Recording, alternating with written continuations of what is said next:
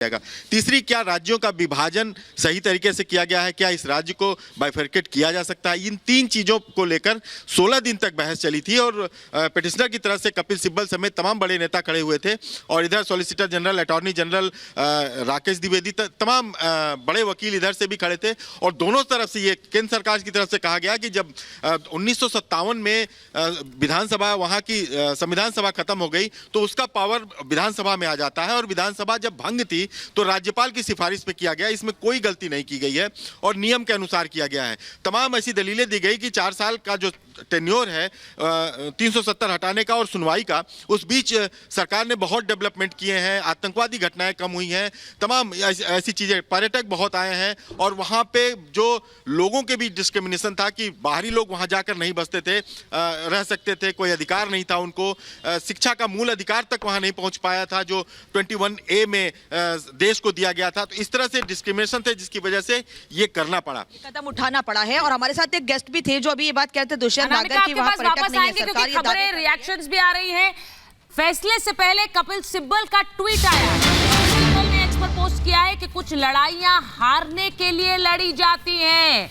अब कपिल सिब्बल के इस बयान के मायने समझिए, वो कह रहे हैं कुछ लड़ाइयां हारने के लिए लड़ी जाती हैं। इसमें 2 मायने।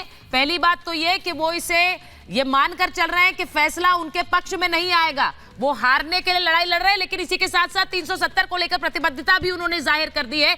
अब इस पर रिएक्शन जरा अखिलेश जी का लीजिए अनामिका, क्योंकि कपिल सिब्बल जो इस पूरे मामले में पक्षकार रहे, उन्होंने इस पूरे मामले में याचिका रखी है कोर्ट में और इसकी जिरह की है। अनामिका।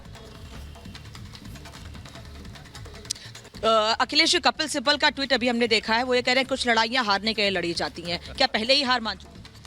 देखिए, कपिल सिब्बल की जो दलीलें थी, करीब करीब 6-7 दिन तक उन्होंने दलीलें दी थी, उस पर तमाम सवाल खड़े हुए थे। सुप्रीम कोर्ट ने ये पूछा था उस दौरान कि आखिर अगर 35A को हटाया गया तो उससे बहुत से जो लोगों को अधिकार नहीं मिल रहे थे, वहां रहने का अधिकार, 21 जो आर्टिकल है उसमें right to life with dignity की बात की गई है। हम कहीं भी नौकरी कर सकते हैं, कहीं भी बच सकते हैं, लेकिन यहाँ ऐसी रोक क्यों थी? कपिल सिब्बल के पास जवाब नहीं था। कपिल सिब्बल ने साफ तौर पे कई बार कहा कि जम्मू कश्मीर भारत का अभिन्न अंग है और रहेगा, लेकिन अगर है और रहेगा तो 370 जो अस्थाई था ये साबित नहीं कर पाए। 370 अस्थाई है, तो अगर अस्थाई है तो हटाया जा सकता है। अंत में बात यही आकर रुक गई कि हटाने की प्रक्रिया गलत थी।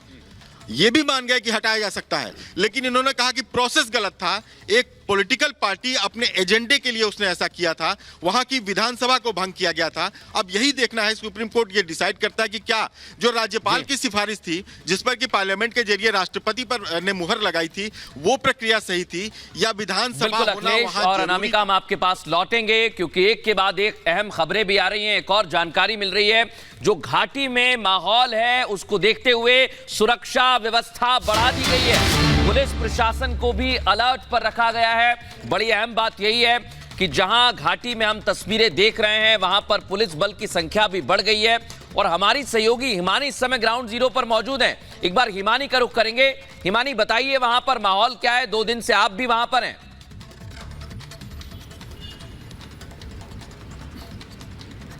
देखिए मृदुल, माहौल एकदम शांत यहाँ पर है और जहां तक सिक्योरिटी की आप बात कर रहे थे, तो देखिए वैसे तो अमूमन यहाँ पर हमेशा ही उस तरह से सिक्योरिटी रहती है, लेकिन आज सिक्योरिटी एहतियातन यहाँ पर बढ़ा दी गई है। फिलहाल शांत है यहाँ पर माहौल। बाजार यहाँ पर पहले कहा जा रहा था कि बंद होंगे, लेकिन बाजार यहाँ पर देखिए, मेरे विजय फिरदौस आपको तस्वीरें दिखा रहे हैं कि बाजार भी वैसे ही खुले हुए हैं। लोग अपने कामों के लिए अपने घरों से वैसे ही निकल रहे हैं जैसे अमूमन वो निकलते हैं। एकदम शांत और लाल चौक की जो तस्वीर है वो आपको अपने आप में यहाँ पर बता देती है।